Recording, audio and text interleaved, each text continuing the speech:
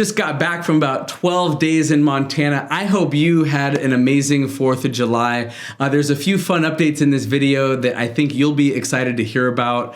So stick around to the end. Here we go. All right, it has been a minute since I shared some of the behind the scenes happenings of what I've got going on in the commercial real estate world. So here we go. Probably what's most exciting at the moment and newsworthy is that I have not one, but 2 new deals in escrow right now that I'm about halfway complete on my due diligence.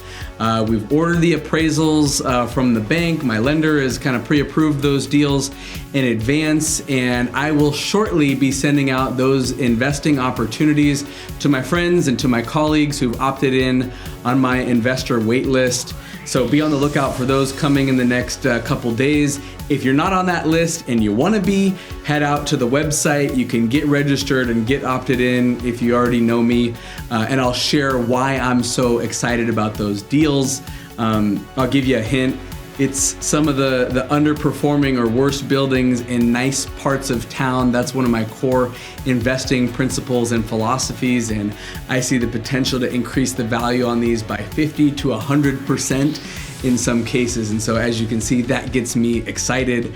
I did just get back from Phoenix where it was like 115 degrees. I walked the outsides of the buildings, on top of the buildings, inside the buildings, and I really liked what I saw, and I think there's a high probability of being really successful with those with a good risk to reward ratio. So be on the lookout there. In other news, I'm excited to share that we've got our monument sign finally installed at the Gilbert Square shopping center. So that is looking delicious with some beautiful new tenant panels coming in shortly.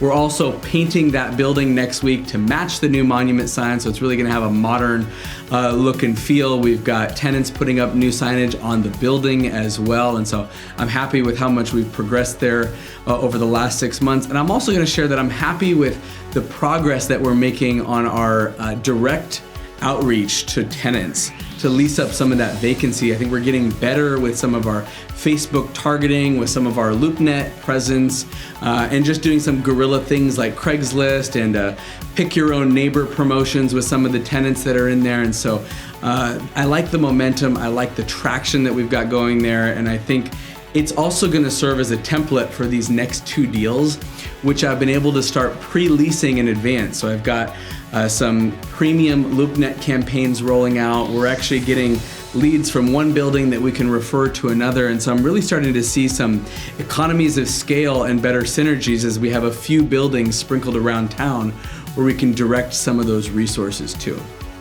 Additionally, if you haven't seen it yet, I've been doing a fun series with very successful commercial real estate brokers and professionals called DealMakers, where I'm interviewing them for 20 minutes or so and just digging into what their favorite investments are right now, some of the trends that they're seeing in the marketplace, what types of deals they would personally invest in. And so you can check out those. It's on the YouTube channel, it's on LinkedIn. Would invite you to reach back out to them or me with questions or comments or feedback or other people or things that you might want to learn about in the commercial real estate investing world. That's been pretty fun to do, and I'm going to try and do that about once a week or so is the frequency and the cadence. So check those out.